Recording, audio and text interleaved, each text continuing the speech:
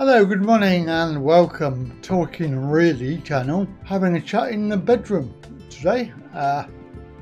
So welcome. I'm going to have a little chat about some videos that I've been watching, specifically two different channels with different ideas. One is a large channel, Jessica, who is a disabled lady with deafness and other disabilities, who I have sort of met from afar. She was in the YouTube convention about 2 years ago. I went to see, and I then looked her up on the internet and saw that she did some videos, and they are quite informative, they're quite funny, they're quite topical. Hello lovely people, and welcome to a collab many people asked for. Yes, the lovely Hannah Whitten, and I've been dying to talk to you, Hannah. Yes, me too, and I've had this request a lot as well, and it's finally happening. And today we are actually discussing one of my most asked questions. Oh really? Which is, am I disabled enough? And what counts as being disabled? And another channel, which is a smaller channel with 3,500 subscribers. He offers tips and guidance about job centres, benefits and pitfalls that he sees, which are issues that people make the mistake of falling into. Hello people, Jimmy here again. Hi honey, I'm home. Yes, it's been a little while, hasn't it, since I chatted to you. You know, I see on this channel, I mean, when I first put videos up on this channel, the very first video that I put up was telling people how to block the job centre from gaining access to what was then, I think, universal job match account or something. No matter what it is, it's still possible to do it. There'll be something there, tick the box, do not allow the DWP access, because they just want to spy on you to sanction you. And the amount of comments I got from people, it was every day, man. It was fucking these virtue signalling tits that thought because they were in a job that anybody else who was unemployed was you know, a lazy bastard and wasn't wanting to work. And over the years I've watched it just go down and down and down, the amount of comments that come through like that now. And more and more and more the amount of comments people turning around and saying that how they've had the first time of signing on, or that they signed on years ago and then they've had to sign on again now, and they noticed the complete difference, right? That it's no longer about helping people or anything. It's about going straight for a sanction and getting you fucking sanctioned as quickly as possible. So the universal credit is about you being permanently in universal credit while working, okay? And the promise of making it up that you at least never lose out if you don't get enough hours, right? The promise to keep you quiet, to keep the masses quiet, believing that there is this supposedly fair system that looks after you should you not get enough hours. But they have no intention of delivering that fucking promise. So the first one is, am I disabled enough? Do I have a disability that is visibly, you know, people can look at you and say, oh yes, they're disabled. I often get the look, as it were, the look of, oh my God, why is he going into that disabled toilet? Clearly he doesn't need to use it. Well, when I go in my scooter, yeah, no problem. Although in recent years I've been having difficulty walking, so it's pretty obvious now that before that, you know, before all my latest episodes of ill health, I used to be able to walk around and go into toilets and things on my own without anybody looking and thinking, oh my God, why is he doing that? But nowadays, not so much. And certainly, you do get that look, don't you, when you use the toilet and you think, oh, you know, feel guilty for going in there, really. And then when you're in there, you're thinking, oh God, I hope nobody goes in here who's more disabled than me and they want to use the toilet.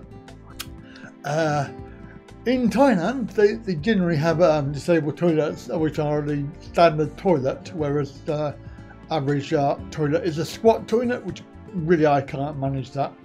So I generally go for the disabled toilet. And over there, it's not so much abused as it is over here. people respect disability, probably because of the way that Buddhism details that you can come back in a third life, and you can also come back in a worse state.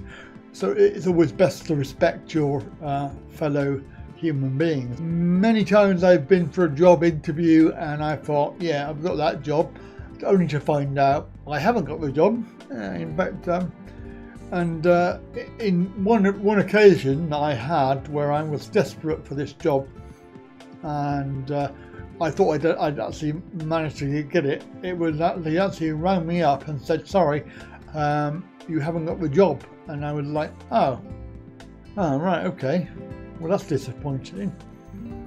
Anyway, I managed to get a placement through the job centre because they were doing training courses like on the job, and I said, well, I want to go and work there, and they said, all right, fair enough.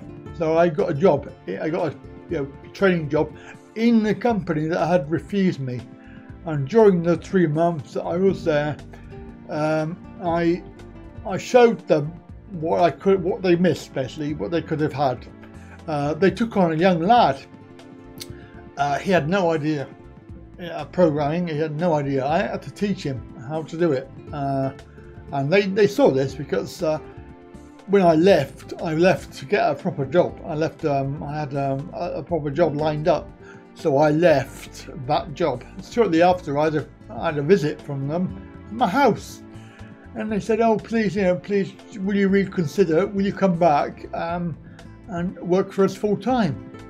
Well, of course, I said no because I was quite happy where I was in my other job, and I was of the opinion that they couldn't be bothered to give me a job first time round based on my abilities. Then they can always get rid of me later if I don't meet up to their expectations. And the other reason I didn't take it was because I thought that after 3 months of working there, it was pretty damn boring, and I would have been bored very quickly in that environment, so I didn't take it. But I did enjoy telling them that I wasn't taking it. It was quite a bit of revenge, really. So, and the other time I got a job, I was working, I was headhunted, really, by a chap who was looking for field service agents. So I was going to be driving around and fixing computer stuff. Anyway, he took me on, and the first day that I went, I had to go to Bristol with everybody else, and we picked up our hire cars, company cars, and found out more about the job. Anyway, I was called into the office that week, and basically they turned around to me and said, we're worried about you being able to do the job. Your disability, you can't lift stuff. I said, but there's many ways around it, and also the stuff that you're asking me to lift is over the limit, as it were, so you can't ask me to lift it anyway. I even had to go to a CAB because I was worried about being dismissed, which they could have done. Obviously they can't because it was discrimination. However, that was one time when my disability went against me slightly. However, having said that, I worked for the firm for 5 years, and I got many commendations from the employers, from the people that we worked for. I did a good job, I was reliable, and in actual fact, I got, when I left, they were very sorry to see me go. I left because they were making redundancies when they changed over. They went from HP to from compact computers to HP. When they went to HP, they had new management in, and they were laying off staff because of the contracts weren't renewed. So they were asking for people to leave, and I took voluntary redundancy with a package, and I was lucky enough to get a job in between times, so I took it happily and left for a better job. Am I disabled enough? Well, it depends on what you're looking for and what you're looking to do. The idea of disability is probably a little bit how you perceive it. If you think that you are disabled, then you probably are.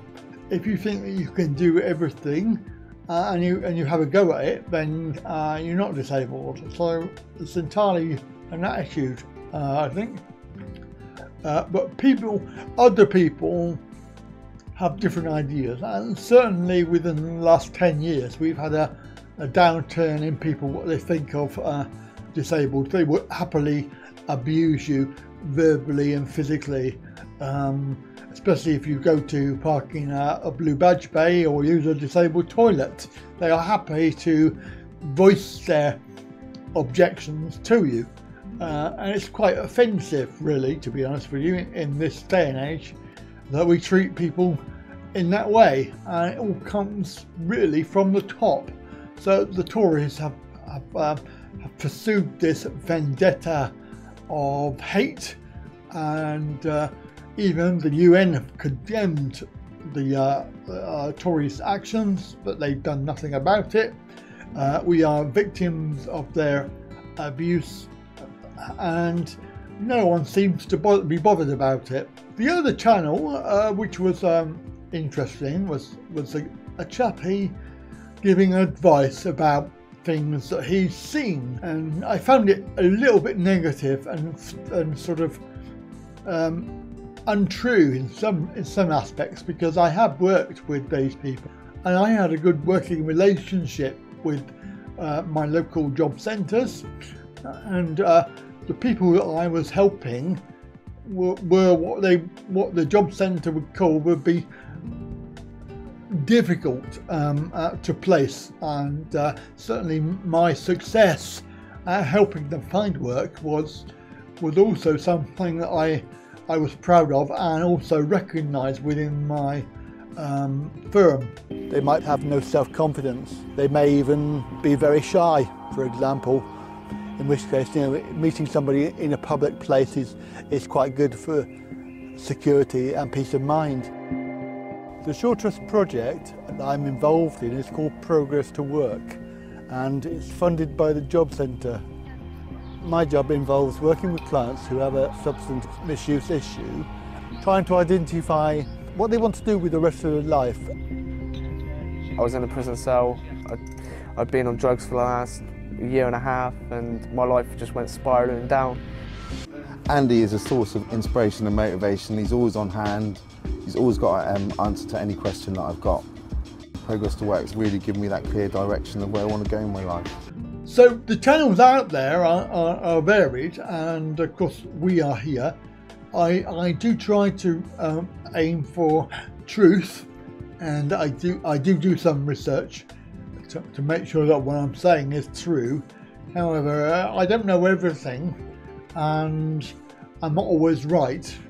However, the information I give you is always I try my best to make sure that it is correct and truthful at the time of recording it. So I hope you will support me, and of course spread the word.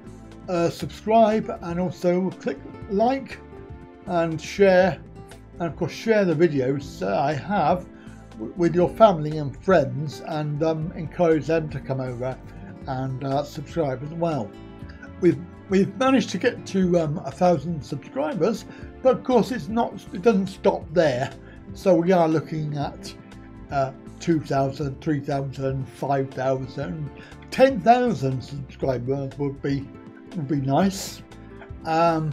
But only with your support can we do that. So please, continue watching, and don't forget, come back for some more very soon. Bye for now.